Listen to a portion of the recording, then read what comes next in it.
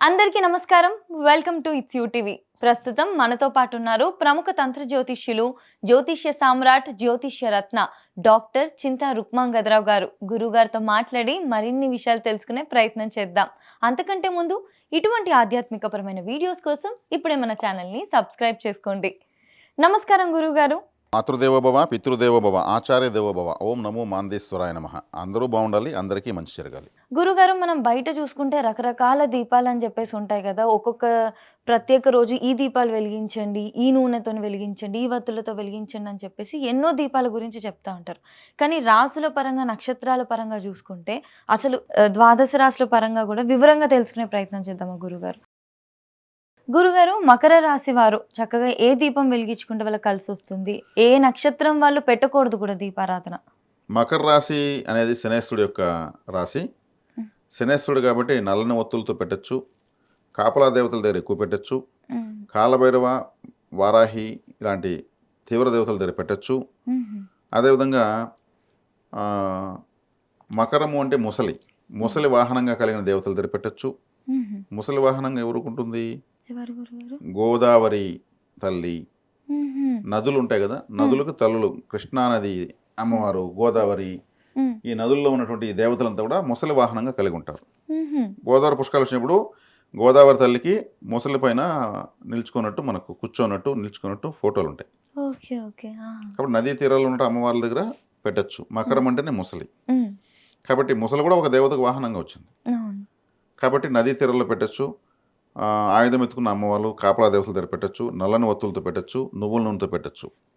ఇక్కడ ఉత్తరాషాఢ నక్షత్రము మొదటి నక్షత్రం. ఈ ఉత్తరాషాఢ నక్షత్రం వాళ్ళకి మాత్రం నువ్వుల నూనె పర్మిషన్ లేదు. హుహు. అది రవిగ్రహ నక్షత్రం కాబట్టి ఓకే. వాళ్ళు నెయ్యితో పెట్టచ్చు, కొబ్బరి నూనెతో పెట్టచ్చు, హ్మ్. ఇంకేదైనా ఆయిల్స్ మిక్స్ చేసుకొని పెట్టచ్చు. హ్మ్. ఉత్తరాషాఢ పోతే శ్రవణ నక్షత్రం. శ్రవణ నక్షత్రం అంటే చంద్రుడిది. హ్మ్. చంద్రుడు కాబట్టి వీళ్ళు కొబ్బరి నూనెతో పెట్టచ్చు, నెయ్యితో పెట్టచ్చు, హ్మ్. చక్కగా ఇంకేదైనా ఆయిల్ పెట్టుకోవచ్చు, ఇబ్బంది ఏమైనా నువ్వుల నూనెతో కూడా పెట్టుకోవచ్చు, హుహు. ఏది ఎంతనో వీళ్ళు పెట్టుకోవచ్చు. ఓకే. తర్వాత నక్షత్రము ధనిష్ట. హ్మ్. ధనిష్ట అంటే కుజుడిది. కుజుడి నక్షత్రం కాబట్టి ఈ నక్షత్రానికి మిత్రతార అవుతుంది కృత్తిక. హ్మ్. మిత్రతార అయినప్పుడు వీళ్ళు చక్కగా ఆ దీపాలు పెట్టినటువంటి పర్మిషన్ ఉంది, ఓకే. ఓకే. చేసుకోవచ్చు. హుహు. అదేవిధంగా శనివారం రోజు ఎక్కువగా హ్మ్. ఆలయాల్లో పెట్టడం మంచిది. ఇది శనిగ్రహ రాశి కాబట్టి హ్మ్. శని హోరలో పెట్టచ్చు, ఓకే. హ్మ్. శనివారం పెట్టచ్చు. హ్మ్. ముఖ్యంగా శని యొక్క దశ నడుస్తున్న వాళ్ళు, శని యొక్క జన్మంలో శని ఉన్న వాళ్ళు, హ్మ్. అష్టమ శని, అర్ధాష్టమ శని, ఏలినాటి శని నడుస్తున్న వాళ్ళు, వీళ్ళంతా కూడా ఈ విధంగా శనివారం రోజు దీపాలు పెట్టుకోవచ్చు. ఓకే. చాలా మంచిది. గురుగారు, వీళ్ళు పెట్టకూడని దీపము? వీళ్ళు పెట్టకూడని దీపము అంటే ఉత్తరాషాఢ వల్ల మాత్రం నువ్వుల నూనెతో పెట్టకూడదు, హ్మ్. రవి గ్రహం. రవిగ్రహానికి సంబంధించి కాబట్టి. అదే మిగిలిన వాళ్ళు ఏదంతా పెట్టుకోవచ్చు, రెస్ట్రిక్షన్ ఏం లేదు. రెస్ట్రిక్షన్ ఏం లేదు, ఓకే. ఓకే గురుగారు. చేసుకోవచ్చు. గురుగారు, ఒక చిన్న సందేహం. కొంతమంది 4, 5 దీపాలు వెలిగించాలి అని అనుకున్నప్పుడు, ఒక దీపం వెలిగించిన తర్వాత అదే దీపంతో మిగిలిన దీపాలన్నీ వెలిగించొచ్చా? ఒకే వ్యక్తి వెలిగిస్తున్న దీపాలైతే వెలిగించుకోవచ్చు. ఓకే. ఆ! ఇప్పుడు అతని నేనే ఒక 5, 6 పెడుతున్నా అన్నప్పుడు మీరు వెలిగించుకోవచ్చు, ఒకదాంతోనే అన్ని మీరు పెట్టేయొచ్చు. పెట్టుకోవచ్చు. వేరు వేరు దేవతలకు అయినప్పటికీ కూడా. వేరే వేరే దేవుడికి కనుక పెట్టుకోవచ్చు, ఇబ్బంది ఏం లేదు. ఓహ్! అవునా? సంకల్పం మీదే, అనుగ్రహం కావాల్సింది మీకే, హ్మ్. హ్మ్. మీరు పెట్టుకోవచ్చు. అక్కడ ఓకే. వేరే వాళ్ళు పెట్టి వెలిగిస్తున్న దీపాల్లోకి మళ్ళీ మనం వెలిగించుకోకూడదు. ఓకే. కొంతమంది ఏం చేస్తారు, ఆ దీపానికి ఒత్తెట్టి ఆన్ చేస్తారు, అలా వెలగగానే మళ్ళీ తిప్పేస్తారు, అవునవును. దానివల్ల ఫలితం లేదు. ఓకే. ఓకే. దీపం జ్యోతి పరబ్రహ్మం అన్నారు. అంటే పరబ్రహ్మము అంటే ఏమంటే ఈ సృష్టికి మూలము, ఈ సృష్టికి కారణము అనేటువంటి శక్తి అని అర్థం. దేవతలు జ్యోతి స్వరూపులు. అదేవిధంగా దీపము అనేది పలు రకాలుగా పెడతారు, ఎన్నో ఉన్నాయి. ఒక మనిషి చనిపోతే కూడా వెంటనే తలకాడ దీపం పెడతారు. దానికి అంటే ఇతను జ్యోతి రూపంలో మారిపోయాడని అర్థం. దీపం రూపంలో ఇతను ఆత్మ ఉందని, శారీరకంగా ఇతను ఇప్పుడు లేడు, జ్యోతి రూపంలో ఉన్నాడని దీపం పెడతారు. అందుకే తలకాడ దీపం పెట్టడం అంటే వాళ్ళు పరమపదించారని అర్థం. శరీరాన్ని విడిచి ఆత్మరూపము జ్యోతి రూపంలోకి వచ్చారని అర్థం. అదేవిధంగా ఈ దీపము ఏ ఇంట వెలగదో ఆ ఇంట్లోకి అసుర శక్తి ప్రవేశిస్తుంది. అందుకే తెల్లవారుతో సాయంత్రం దీపాలు పెడతారు. అసుర శక్తి అంటే సాయంత్రం అసుర సంధ్య వేళ అంటారు. అసురులు అంటే రాక్షసులు. రాక్షసులు అంటే అంటే వ్యతిరేక శక్తి ఇంట్లోకి వస్తున్న అర్థం.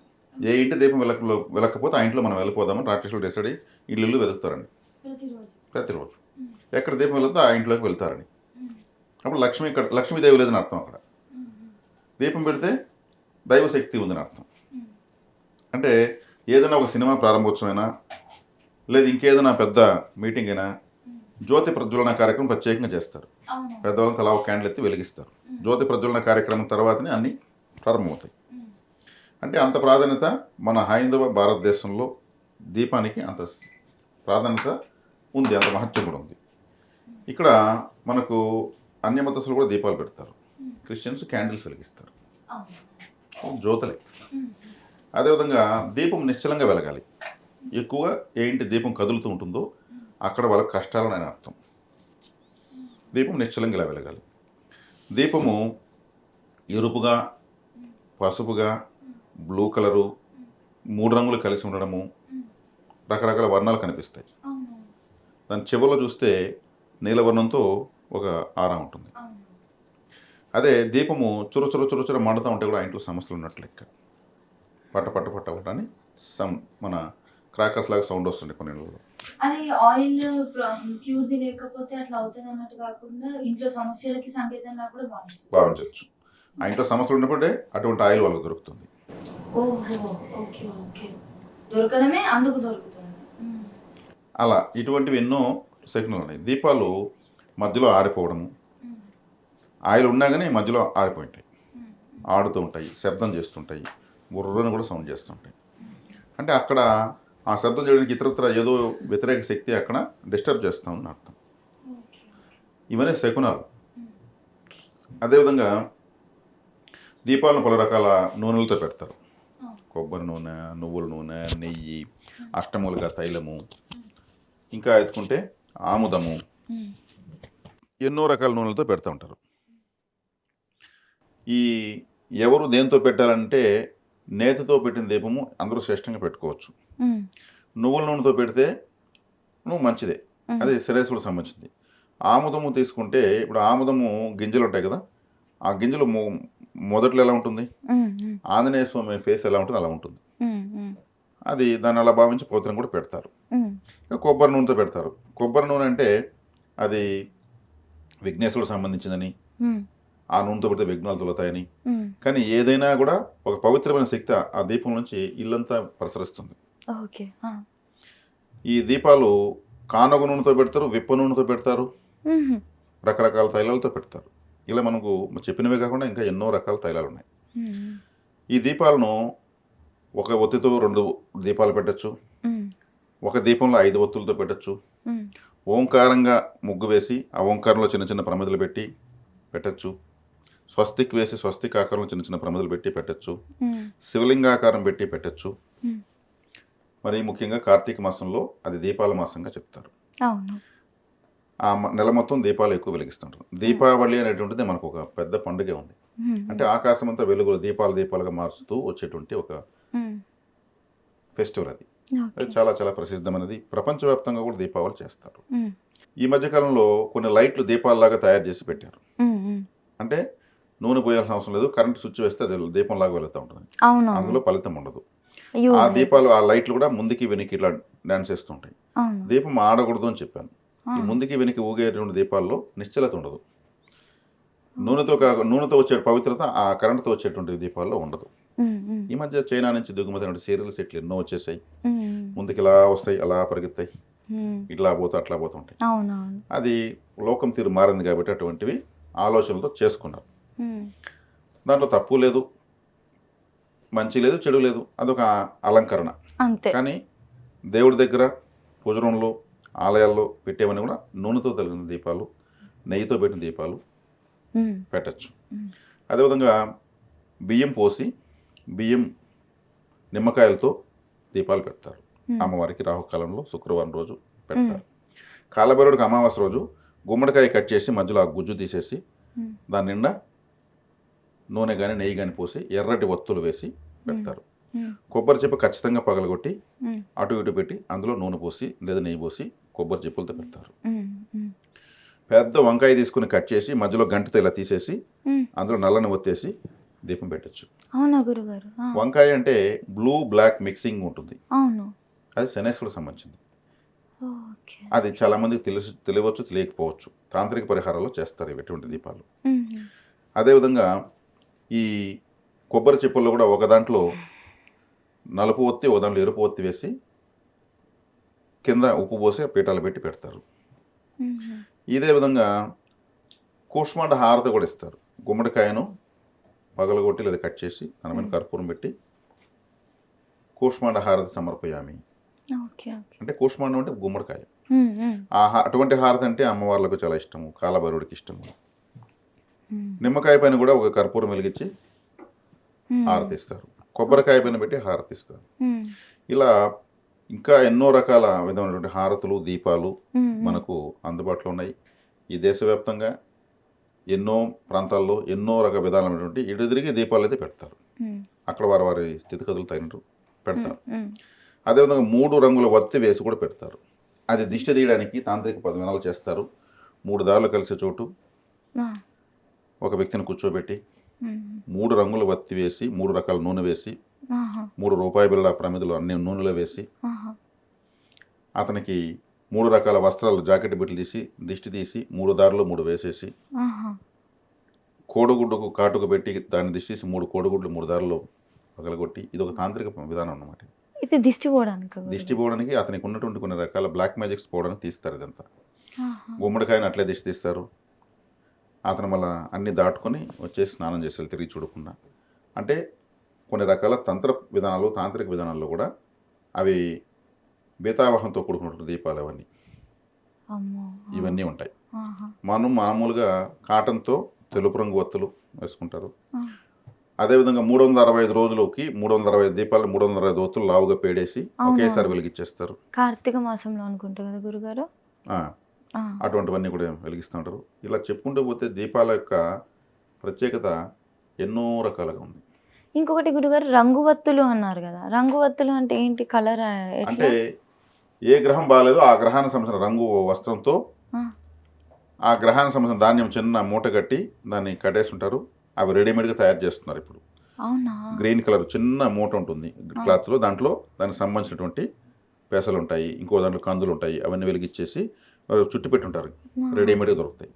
అవి వాళ్ళు కుజుడుకి సంబంధించి, శనికి సంబంధించి, శుక్రుడికి సంబంధించి అన్ని రెడీమేడ్గా అమ్ముతున్నారు. అట్లా రకరకాలుగా వచ్చిన కొత్త ఆలోచనతో ఎటు తిరిగి దీపాలు దేవత ఆరాధన చేస్తున్నారు. దాన్ని సంతోషించవచ్చు. ఓకే. అంటే దీపాలు మనం దేవత ఆరాధనకి వాడుతున్నాము, ఇంకా దిష్టి తీసుకోవడానికి, పరిహారాలకు వాడుతున్నాము, ఆహా. ఎన్నో ప్రక్రియలకు వాడుతున్నాం. ఓకే, ఓకే గురుగారు. కాబట్టి ఇక్కడ దీపము అనేది కృత్తికా నక్షత్రము. కృత్తిక అంటే దీపం అని అర్థం. అందుకే కార్తీక మాసం కృత్తికా నక్షత్రంతో ప్రారంభమవుతుంది. కాబట్టి కార్తీక మాసంలో దీపాలు పెడతారు. ఈ కృత్తికా నక్షత్రం ఎవరికి వ్యతిరేకంగా ఉంటుందో వాళ్ళు దీపాలు పెట్టకూడదు. వ్యతిరేకంగా ఉండడం అంటే నైదన తార, ప్రత్యక్ తార, విపత్ తార. అంటే నైదన తార అంటే వేదన కలిగిస్తుంది. ప్రత్యక్ తార అంటే ప్రతికూలత కలిగిస్తుంది. విపత్ తార అంటే విపత్తును కలిగిస్తుంది. ఈ కృత్తికా నక్షత్రం ఎవరికైతే నైదన తారగా, విపత్ తారగా, ప్రత్యక్ తారగా, వైనాశిక నక్షత్రంగా, నిర్జీవ నక్షత్రంగా వచ్చిందంటే వాళ్ళు ఇది ధన నష్టాన్ని కలిగించే నక్షత్రంగా, ఇంకా జాతకంలో ఉన్నాయి జ్యోతిష్యంలో ధన నష్టాన్ని కలిగించే నక్షత్రం కృత్తిక అయితే దీపాలు పెట్టకూడదు, ఇలా ధన నష్టమే కలుగుతుంది. నైదన తార అంటే నైదనం అంటే ఒక విధంగా వైదవ్యం అని అర్థం, లేదా వేదన అని అర్థం, వాళ్ళు దీపం పెట్టకూడదు. ప్రత్యేక తార అంటే ప్రతికూల పరిస్థితులు వస్తాయి, దీపం పెడితే ఏదైనా పెట్టకూడదు. విపత్తు అంటే విపత్తులు, ఏదో ఒక విపత్తు అంటే ఏమి సడన్గా ఏదో నష్టం జరిగిపోవడం. మరి ఎట్లా తెలుస్తుంది గురుగారు మనకు ఉందా లేదా? జ్యోతిష్ శాస్త్రంలో తెలుస్తాయి. అంటే రాశుల పరంగా చెప్పలేమా? నక్షత్రాల పరంగానే తెలుస్తుంది. ఇప్పుడు అశ్విని నక్షత్రం అనుకోండి, అశ్విని, భరణి, కృత్తిక 3వ తార విపత్ తార అవుతుంది. ఇప్పుడు అశ్విని నక్షత్రంలో దీపం పెట్టకూడదు. పెట్టకూడదు జీవితంలో దేవుడి దగ్గర కూడా దీపం ముట్టించు పెట్టకూడదు. అవునా? విపత్తార ఇక్కడ నేను నా సొంత మాట కాదు, ఇది విపత్తార వచ్చింది. విపత్తారని ఎట్లా వీళ్ళు యాక్టివేట్ చేస్తారు అంటే విపత్తారకు వీళ్ళు యాక్టివేట్ చేస్తున్నారు, యాక్టివేట్ అవుతుంది. వీళ్ళు ఎప్పుడు జీవితంలో దీపారాధన లాంటివి చేయకూడదు. అదే కృత్తికా నక్షత్రం 18వ నక్షత్రంకి వచ్చిన వాళ్ళు పెట్టకూడదు. 18వ నక్షత్రం ధన నష్టాన్ని కలిగిస్తుంది. అదే కృత్తికా నక్షత్రం 7వ నక్షత్రంకి వచ్చిన వాళ్ళు పెట్టకూడదు. 7వ నక్షత్రం వస్తే అసలు పెళ్ళే చేసుకోరు. అవునా? ఆ, నైదనం అదే వైదవ్యం అన్న కదా, నైదనం అంటే ఏమి, ఆహా! అప్పుడు పెళ్ళే చేసుకోరు, ఇబ్బంది అవుతుంది. నైదన తార అంటారు పురోహితులు పండితులంతా కూడా. అదే ప్రత్యేక తారకు వస్తే కూడా వద్దు, నాకు వ్యతిరేకంగా ఉంటుంది నా భార్య అనేసి లేదా భర్త అనేసి పెళ్లి చేసుకోరు. అలాంటప్పుడు అదే అదే నక్షత్రం ఇలా వచ్చినప్పుడు దీపం ఎలా పెడతారు? పెట్టకూడదు. అట్లా ఎన్ని నక్షత్రాలు పెట్టకూడదని ఉంటది గురుగారు 27లో? అది మనం లెక్కేసుకోవాలి. 27 నక్షత్రాలకు కృత్తికను క్యాలిక్యులేట్ చేసుకోవాలి. వైనాశకం అంటే 22 నక్షత్రం. కృత్తిక 22కి వచ్చినప్పుడు ఇప్పుడు దీపం పెట్టకూడదు. వైనాశకం అంటే వినాశం అని అర్థం. వైనాశకం అంటే 18 నక్షత్రం వస్తే ధన నష్టం. అది పెడుతుండే కొద్దిగా ఏదో లాభంగా ఉంటే అది నష్టాలు వస్తూ ఉంటాయి. అంటే ఆల్మోస్ట్ సగం మంది దాకా పెట్టొద్దు అన్నట్టు. సగం మందినేమి రాదు. ఆ! ఇది ఇప్పుడు మనం చెప్పేసాం 18 నక్షత్రంగా వచ్చిన వాళ్ళు చేసుకోకూడదు. ఆ! 22 వచ్చిన వాళ్ళు చేసుకోకూడదు. ఆ! నిర్జీవ నక్షత్రంగా వచ్చిన వాళ్ళు చేసుకోకూడదు. ఆ! అదేవిధంగా నైదన తార, విపత్తార, ఆ! ప్రత్యక్ ఆ! తారగా వచ్చిన వాళ్ళు చేసుకోకూడదు. ఒక 6, 7 దాకా ఉన్నట్టున్నాయి. ఆ! అర్థమైందా? హ్మ్. అదేవిధంగా తులా లగ్నంలో రాశిలో పుట్టిన వాళ్ళు కూడా చేసుకోకూడదు. ఎందుకంటే తులా రాశికి లగ్నానికి రవి గ్రహము బాధకాధిపతి. ఈ కృత్తిక నక్షత్రానికి అధిపతి రవి గ్రహము. బాధకాధిపతికి సంబంధించిన నక్షత్రాన్ని వీళ్ళు యాక్టివేట్ చేయకూడదు. హ్మ్. బాధ పెట్టే గ్రహం కదా. ఇప్పుడు నా తులారాశి నాకు తెలియని రోజు నేను పెట్టిన రోజు నాకేం రిజల్ట్ కనిపించలేదు. హ్మ్. ఆ, తర్వాత నాకు ఇదంతా పరిశీలన రీసెర్చ్ చేసుకున్నాక ఆపేసాను. ఇప్పుడు మరి మీరు ఏం చేయాలి? మరి వీళ్ళు దీపాలు పెట్టకూడదు. ఆ! ఆ! ఇది చాలా పెద్ద వినడానికి ఇబ్బందికరంగా ఉంది. మరి ఏం చేయాలి? దీపం బదులు ఏం చేయాలి? అగరబత్తులు వెలిగించవచ్చు, దీపాలు దానం చేయొచ్చు. ఆ! కార్తీక మాసంలో ఆలయాల ముందు ప్రమిదలు, ఒత్తులు, చిన్న నూనె ప్యాకెట్ ఒక కిట్గా చేసి ఇస్తామంటే తీసుకెళ్ళి వాళ్ళు వెలిగిస్తూ ఉంటారు. హ్యాపీగా వెలిగిస్తా ఉంటారు. అవును. ఏదైతే కలిసి రాదో దాన్ని దానం చేయాలి, కలిసి వచ్చేది స్వీకరించాలి. హ్మ్. హ్మ్. వీళ్ళు ఆలయం చుట్టూ అగరబత్తులు వెలిగించవచ్చు. అదే వీళ్ళు ఒక వాటర్ నూనె తీసుకెళ్ళి ఆలయం చుట్టూ అఖండలాలు వెలుగుతుంటాయి. దేవుడు ఆలయంలో వాళ్ళు వెలిగించుంటారు. హ్మ్. హ్మ్. వాటిలో నూనె తగ్గుతూ ఉంటుంది. దాంట్లో వీళ్ళు నూనె పోయొచ్చు. హ్మ్. వీళ్ళు వెలిగించకూడదు. వెలుగుతున్న దీపంలో నూనె పోయొచ్చు. అట్లనే వేరే వాళ్ళు పరిహారం కోసం దీపాల్లో పోయకూడదు. వాళ్ళ నెగటివిటీ పోవడానికి వాళ్ళు వెలిగించారు. ఆ నెగటివిటీ పోయే దీపంలో మనం పోయకూడదు. హ్మ్. హ్మ్. ఓకే. మనం ఆలయానికి సంబంధించినటువంటి హ్మ్. అఖండ దీపాల్లో పోయొచ్చు. ప్రమిదలు పెద్ద పెద్ద వాటిలో పోయొచ్చు. గర్భగుడిలో ఒక బాటల్ నూనె కానీ నెయ్యి కానీ ఏదైనా ఇవ్వచ్చు. హ్మ్. గర్భగుడిలో సోమవారం ముందు అటు ఇటు 2 వెలుగుతుంటాయి. అక్కడ తగ్గే కొద్దీ మా నూనె పోయండి. ఓకే. ఓకే. అయ్యవారు ఖచ్చితంగా ఆ పని చేస్తే ఆయన ఇంటికి ఎత్తుకెళ్ళడు. హ్మ్. పరిహారంగా వచ్చిందని వాళ్ళకి తెలుసు. ఓకే. ఏది వాళ్ళు అటు తీసుకెళ్ళరు. చక్కగా పోస్తారు, సరేనా చెప్తారు. ఇప్పుడు ఏమైంది? ఇప్పుడు దీపాలు వెలిగించిన అవకాశం వల్ల ఈ పని చేయొచ్చు. హ్మ్. హ్మ్. హ్మ్. వత్తులు దానం చేయొచ్చు. ఇవి వెలుగుతాయి కదా వీళ్ళు అవునవును. వెలిగించకపోయినా వెలిగేదానికి కారణమైనారు కదా. అవునవును. అదే పరిహారం క్రియ వాళ్ళు వెలిగించే వాళ్ళు ఇంకొకరు వెలిగించిన ప్రమిదలో వీళ్ళ దీపాన్ని వెలిగించి ఆడ పెట్టకూడదు. ఓకే. ఓకే. వాళ్ళది మనకప్పుడు అదవుతది. అది కనెక్ట్ అవుతుంది. ఆ ఎనర్జీని కనెక్ట్ చేసుకున్నాక. ఓకే. ఓకే. దీపంతోనే దిష్టి తీస్తారు. స్వామివారి హారతి ఇస్తారు ఇప్పుడు. అవునవును. అంటే ఈ జ్యోతి అనేది దైవ శక్తిని రిసీవ్ చేసుకుంటుంది. హ్మ్. దాన్ని మనం ఇలా అద్దుకోవడం వల్ల మనకు దైవ శక్తి మనకు వస్తుంది. అది ఓకే. అందులో ఉన్నటువంటి అంతరార్థం. హ్మ్. కాబట్టి కృత్తికా నక్షత్రం అనుకూలత ప్రతికూలత బట్టి ఎవరికి ప్రతికూలంగా ఉంటుందో వాళ్ళు ఈ విధమైనటువంటి విషయాలు చేయొచ్చు. హ్మ్. ఎవరికి అనుకూలంగా ఉంటుందో వాళ్ళు వెలిగించుకోవచ్చు.